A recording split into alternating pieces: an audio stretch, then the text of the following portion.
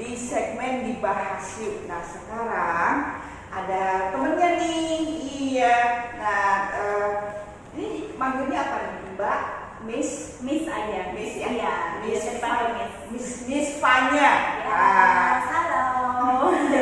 Miss Fanya ini guru preschool. Nah kita akan ngulik semua tentang preschool sama Mbak Fanya. Miss Fanya. Oke. Nah, Miss Fanya kalau boleh tahu nih backgroundnya apa? Karena ini ngomong soal preschool ya, kayaknya kan gimana gitu. Jadi backgroundnya apa ya? Backgroundnya pendidikan ya? Iya, background pendidikannya. Bukan perkawinan ya? Bukan perkawinan, tapi jangan ditanya dulu kayaknya. Kalau background pendidikannya, aku lulusan sastra Inggris. Sebenarnya nggak ada lulusan pendidikan ya sih, Miss. Jadi aku lulusan sastra Inggris.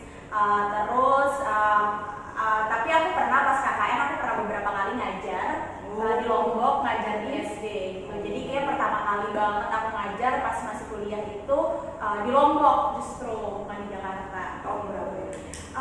I think it was 2013 or 14. 7 tahun yang lalu Iya, ya? 7 tahun yang lalu. Oke, jadi Miss Fanya ini backgroundnya sastra Inggris ya?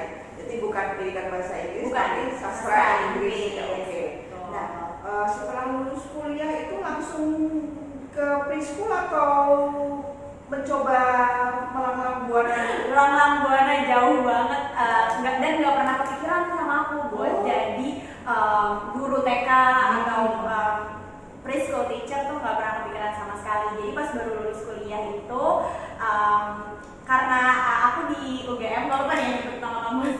Terus UGM, terus teman-teman aku itu rata-rata mereka semua pengennya karena aku sastra Inggris kerjanya maunya di kedutaan rata-rata. Habis itu maunya di BUMN. Jadi iya. Jadi nggak ada yang kayak guru, ada sih yang mau jadi guru tapi nggak banyak lah. Terus kalau aku pribadi aku dulu pengen banget jadi PR. Terus aku pengen banget jadi PR. Terus aku sempat coba buat jadi pertama kali banget kerja tuh aku jadi event koordinator. Jadi event koordinator. Terus abis itu ganti lagi. Terus kayaknya oke sih, tapi kok kayaknya kurang gimana gitu. Jadi pas di event koordinator aku merasa kayak kok kerjaannya event koordinator buat anak-anak kebetulan. Jadi sebenarnya masih ada nyambung gitu ya. Iya, jadi kayak ngadain ulang tahun, terus event buat anak-anak. Misalnya ibu-ibunya tuh kita mau ngadain seminar atau apa gitu. Terus ganti lagi kayaknya pengen cari yang gajinya lebih besar waktu itu. Biasa. Iya, kayaknya yang gajinya yang tunjangannya lebih oke. Jadi bisa kalau di kata aku bisa lebih settle katanya. Terus akhirnya aku ganti, aku kerja di perusahaan aku jadi marketing, di bagian marketing. Terus aku jual-jual produk, jadi kayak di consumer goods gitu.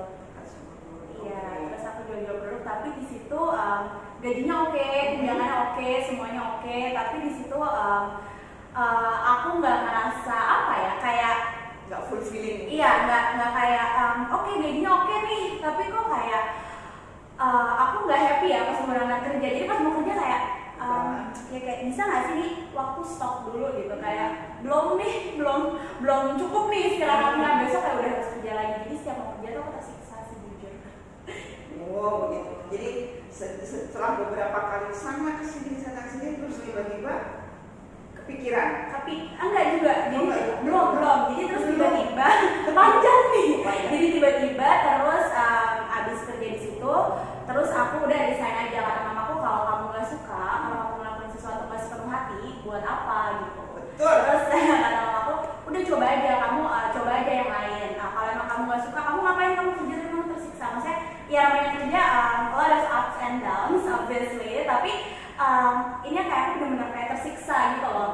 Jadi kayak ya udah akhirnya udah terus di situ tiba-tiba cuma lagi lihat-lihat lowongan ada nih jadi guru, terus kayaknya persyaratannya bisa semua. Terus habis itu oke, aku melamar. Terus aku ingat banget hari pertama aku pulang dari situ, aku senang gitu kayak kok kayak gue bahagia ya gitu, kayak ngeliat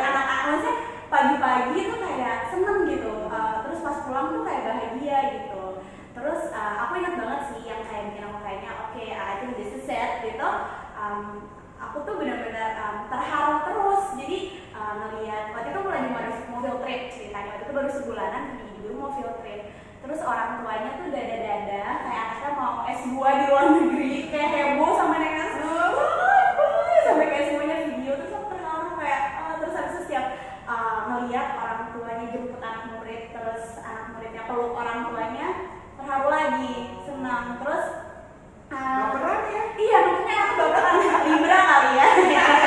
Terus ya udah akhirnya dari situ kayak terus setiap mau berangkat kerja kayak aku senang, jadi kayak dari situ sih kayaknya gitu. Nggak ada sih tuh kayak pikiran kayak gue mau merubah hidup seseorang gitu, kayak belum ada di situ dan nggak ada juga sih gitu. Oke, nah, jadi motivasi utamanya tadi itu kalau bisa saya tangkap itu karena melihat pancaran kebahagiaan di orang tua dan anak-anak yang kayaknya tulus ya. Jadi itu yang tidak didapat dari pekerjaan sebelum-sebelumnya. Iya, karena hatinya tersentuh gitu. Di pekerjaan sebelumnya kayak ya udah kerja aja, tapi di sini kayak hatinya tuh tersentuh terus melihat. Terbawa ya, Iya. emosinya dapet. Iya, Oke, mana emosinya dapet ya? Dapet. Oke. Nah, sekarang nih mungkin banyak teman-teman nanti ini pengen tahu nih. Kayaknya kan kalau di preschool itu apa ya? Semuanya serba warna-warni, serba lucu, apa dan mungkin kalau boleh tahu misalnya udah berapa tahun ya berkecimpung di dunia prasekolah? Preschool almost 5 years. 5 tahun, Iya. catet ya 5 tahun. Iya. Oke. Ada nggak pengalaman yang paling indah, yang paling berkesan selama 5 tahun mengajar ini apa? Banyak sih, banyak banget kalau pengalaman yang paling berkesan. Tapi pengalaman yang paling aku nggak bisa lupain itu dimana aku lagi mau music konser akhir tahun. Terus aku deg-degan banget waktu itu karena ini anaknya nggak gerak nih, kayaknya anaknya bakal freeze di panggung. Ini umur berapa? Anaknya umur 3 tahun. 3 tahun. Terus habis itu aku takutnya mengecewakan parentsnya, karena parentsnya waktu itu beli tiketnya sekeluarga besar, jadi kayak beli 12 tiket. Lumayan ya. Iya, biasanya beli 1-2, kalau kan beli sekeluarga besar 12 tiket gitu. Terus habis itu aku deg-degan, tapi tiba-tiba pas di panggung anaknya diem aja, freeze, tapi nggak nangis. Okay. Anaknya freeze, nggak nangis, tapi kata parentsnya, terus aku pas anak udah selesai, terus aku chat parentsnya kayak thank you for coming, aku bilang. Terus kayak aku bilang lagi makasih udah datang, dan sorry ya kalau misalnya tadi kayak anaknya nggak ikut dance nih, anaknya cuma diam. Terus kayak parentsnya malah yang ngomong kalau nggak apa-apa miss, kita udah bangga banget kok, anaknya yang tadinya malu tapi sekarang anaknya udah berani, dia di depan panggung, dia berdiri, dia nggak nangis sama sekali, dan itu udah something buat kita. Dan itu semua kayak pasti berkat Miss juga, anaknya jadi kayak berani, katanya gitu. Jadi malu. Anaknya berani, maksudnya anaknya berani untuk karena it's not easy kan buat anak yang dia belum pernah sama sekali di panggung, dilihatin ratusan orang, tiba-tiba dia harus berdiri, tapi dia kayak walaupun dia nggak gerak, nggak nari, nggak gerakannya, tapi dia udah freeze. Jadi kayak itu kayaknya salah satu yang kayak oh iya ya, benar juga, pelajaran juga sih buat aku gitu. Jadi benar-benar itu hasilnya kali ya, hasilnya ditunjukkan si anak, sementara prosesnya itu sebenarnya kalau behind the scene-nya malah menangis, ditarik-tarik, di mana maksudnya bukan kayak gitu sih, kayak ayo di encourage semaksimal mungkin, tapi ternyata kayak orang tuanya aja tuh udah bahagia gitu sih, itu salah satunya sih, tapi sebenarnya banyak banget. Nah, sekarang yang terburuk ada dong biasanya ya, ada negatif, ada positif. Ada. Yang terburuk banyak, nggak banyak. Jujur banyak. Tapi yang terburuk itu kalau misalnya aku itu di saat orang tuanya tuh nggak percaya sama anaknya, padahal anaknya tuh punya kemampuan. Maksudnya sebenarnya kalau yang terburuk banyak ya, we get slap, iya, terus kayak dimuntahin, di semua udah banyak deh. Tapi kalau misalnya yang kayak paling apa ya, bukan nyakitin sih, tapi kayak paling kayak I cannot stand the feeling itu kalau orang tuanya tuh nggak percaya sama kemampuan anaknya gitu. Aduh, aku Paling nyakitin kalau buat aku gitu. Karena kalau siapa lagi yang mau percaya sama anaknya kalau orang tuanya nggak percaya gitu. Jadi Miss Fanya ini udah sampai ke level yang berempati sama si anak lah ya, kira-kira seperti itu ya. Mungkin cuma kayak nggak tahu sih sampai level mana, tapi kayak I feel hurt gitu pas orang tua. Iya dong, bisa merasakan kan ya. Gitu Jadi sih. bisa berempati. Nah, kalau ada seperti itu, misalnya apa yang bisa Fanya lakukan? Yang bisa aku lakuin cuma Tanpa menyinggung orang tua lah ya. iya, yang bisa aku lakuin selain semangatin anaknya dan kayak terus percaya sama anaknya, percaya sama kemampuan anaknya, aku selalu bilang juga sih ke orang tuanya kalau misalnya aku nggak nyalahin orang tuanya karena aku juga nggak tahu gimana rasanya kita di posisi orang tuanya. Terus aku cuma kayak bilang ke orang tuanya selalu kayak buat mereka kayak percaya dan kayak selalu bilang aja sih kalau misalnya anak ini punya kemampuan dan kayak siapa lagi yang bakal percaya sama ini anak kalau bukan kita nih orang terdekatnya. Jadi paling kayak aku cuma selalu ceritain hal-hal baiknya, tapi bukan hal baik, emang benar-benar hal yang anak ini lakuin dan yang bikin aku faktanya gitu. Itu sih. Nah, ini dari Miss Fanya ini sekarang saya sudah ada di posisi ini nih. Nah, untuk menjadi Miss Fanya yang sekarang ini kira-kira berapa lama prosesnya? Pasti kan dulu Miss Fanya udah jadi baby teacher ya. Iya. Baby teacher. Nah, bisa nggak diceritain waktu jadi baby teacher pertama kali masuk ke dalam ruang kelas terus dikeroyok banyak anak-anak, perasaannya seperti apa? Perasaannya pengen ngumpet sih, kayak bisa nggak sih ke toilet sejam gitu, atau nggak kayak pengen ngumpet sih jujur. Perasaannya karena I didn't know what to do gitu kan, kayak aduh udah deh mau kabur aja gitu, jendela mana ya gitu kan. Tapi kayak perasaannya waktu itu gitu pertama kali jadi guru tuh kayak kita nggak, aku sih personally aku nggak ngerti gitu loh kayak, dan kalau misalnya aku sih lebih bingung kayak pas ditanya orang tuanya kayak Miss ini gimana ya, kayak misalnya ini gimana nih anaknya kayak gini, karena aku belum punya anak kan, jadi kayak aku nggak tahu harus kasih jawaban apa. Mungkin kalau misalnya aku lihat fellow teacher yang lain yang udah punya anak, mereka bisa udah Miss gini aja anak aku di rumah kayak gitu, it works. Tapi aku belum punya anak, jadi aku beneran I have no idea gitu apa yang harus aku sampaikan ke orang tuanya. Tapi di situ aku belajar sih kayak yang harus disampaikan ke orang tuanya ya the truth kayak gitu yang terjadi di kelas dan apa yang aku lakuin kayak gitu sih.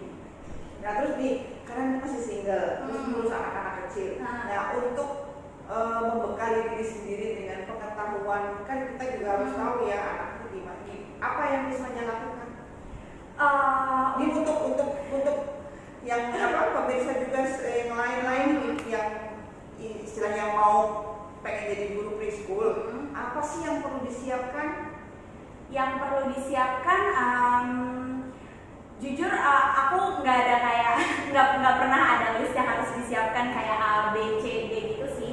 Aku cuma aku datang ke sekolah, harus datang pokoknya ke sekolah dan I need to be there 100% sih. Jadi kayak bukan pas aku ke sekolah tapi kayak emang kayak aku pengen I want to get to know the children. Itu aja sih kalau menurut aku ya, kayak hal pertama yang aku harus lakukan ya kayak I want to get to know the children, kayak I talk to them, terus kayak aku benar-benar kayak emang pengen tahu anaknya tuh apa yang mereka suka, apa yang mereka nggak suka, kayak I want to get to know them. Jadi kayak hal yang selalu aku siapkan kalau misalnya kayak pertama kali nih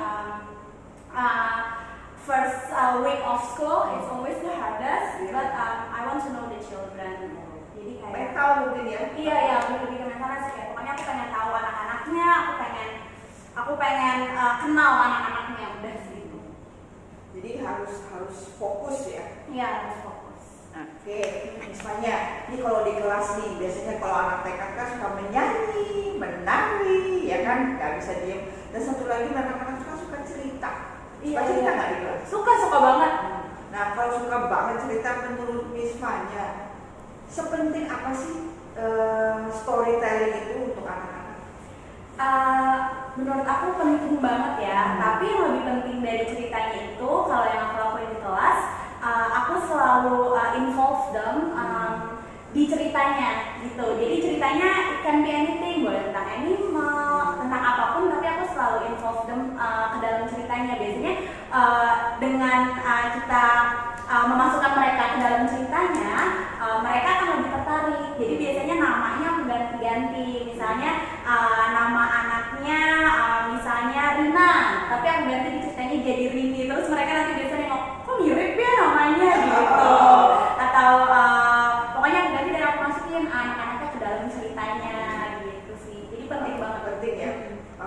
Kalau misalnya dia setelah bercerita nih, kalau misalnya di kelas ini biasanya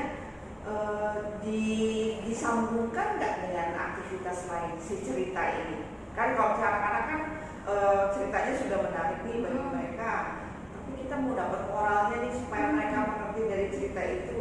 Biasanya apa yang di kelas dilakukan? Bisa juga biasanya kalau misalnya ada anak yang kalau lagi belajar, yang lainnya duduk, dia sukanya berdiri di kursi. Jadi bisa dimasukin ke dalam ceritanya. Ada satu karakter yang sukanya berdiri di kursi. Terus what do you think? Terus nanti biasanya mereka suka jawab tuh kayak Miss kan we need to sit down right? Gitu. Jadi kayak biasanya mereka bakal jadi lebih ngeh gitu. Yang baik mana, yang benar, yang enggak mana gitu. Oke. Misalnya, ini balik lagi tadi sama persiapan ya, ini untuk apa ya, seperti informasi juga untuk teman-teman di sana yang kepengen nanti setelah pandemi ini selesai mau jadi guru preschool. Jadi tadi kan mental sudah harus disiapin ya. Selain mental, apa lagi harus disiapin? Come early. Come early itu nggak boleh jangan ya. Ya, come early. Jadi kita juga selain secara mental siap, kita bisa cek semua dari lesson plan-nya, hands on-nya, semuanya udah disiapin. Dan jangan pernah cuma prepare satu material. Sekarang kita nggak akan pernah tahu apa yang terjadi di kelas. Backup plan Kita ya. ada backup plan karena kita udah siapin, terus ternyata pasti ada-ada aja, selalu ada aja kejadian nanti. Belum tentu juga kita kan nggak tahu nih anaknya tertarik atau enggak. Jadi kayak siapin more than two materials atau hands on or plan anything, games, anything. Jadi jangan pernah cuma ada satu persiapan atau kayak oke, lesson plan-nya ini kayak ini yang bakal dijalanin gitu. Selalu siapin lebih dari satu gitu. Jadi ketika plan yang nggak berjalan, kita masih punya backup plan lain gitu. Jadi seenggaknya si anak nggak dipaksa untuk melakukan kegiatan itu. Iya, Jadi seenggaknya anak ada pilihan ya. Oh ini dia nggak mau, Betul. coba yang lain. Betul. Tuh dengar ya. Jadi kita harus kreatif ya. Iya. Kita harus lebih Harus kreatif. kreatif. Jadi jangan pernah cuma siapin cuma satu plan gitu. Dengar itu. Jangan cuma siapin satu plan. Datang lebih awal. Siapkan mental. Sarapan. Coffee. Booster Ya, kita juga ya. coffee. Dan try to be calm sih. Walaupun itu Don't panic, ya. don't panic. Walaupun itu nggak gampang sih, nggak segampang ngomongnya ya. Tapi kayak just take a deep breath first. If something happen atau ada yang teriak atau tiba-tiba ada kejadian yang kita nggak mau, kayak coba untuk kayak tenang dulu gitu. Itu sih paling. Oke, terus satu lagi nih, ini yang paling sensitif, yang paling agak repot orang tua. Nah, Ya. gimana cara membangun relationship ya sama orang tua yang positif ya? Iya. Walaupun seburuk apapun itu, gimana caranya nih misalnya nih guru preschool untuk selalu terlihat oke. So listen to them. Jadi selalu didengarkan dulu nih maunya apa, keluhannya gimana, didengarkan. Terus kalau udah didengarkan, udah puas, even if kalau misalnya mereka mau marah-marah, it's okay, let them be. Jadi pendengar yang baik dulu, pokoknya didengarkan. Setelah keluhannya udah didengarkan, terus baru kita always first give them the good news and then find the solution together. Oh, Gitu. aku itu sebenarnya perlu proses ya ke sana ya. Perlu banget. Ya, pasti yang pertama paling mungkin mental kita yang Iya. harus disiapkan dan listening ears. Iya, listening ears. Jadi mulutnya disimpan dulu, Betul. jangan nyebulin, ya, baru dengerin Iya. dia mau apa, kemauannya apa. Betul. Karena kita di pihak pendengar ya. Betul. Oke. Dan jangan langsung ketemu sih Miss, kalau bisa Oh. misalnya lagi ada masalah, take 5 minutes far from them, terus kayak ya udah Siap-siap ya dulu. siapin mental dulu. Jadi kayak 5 menit ngumpet aja dulu di toilet.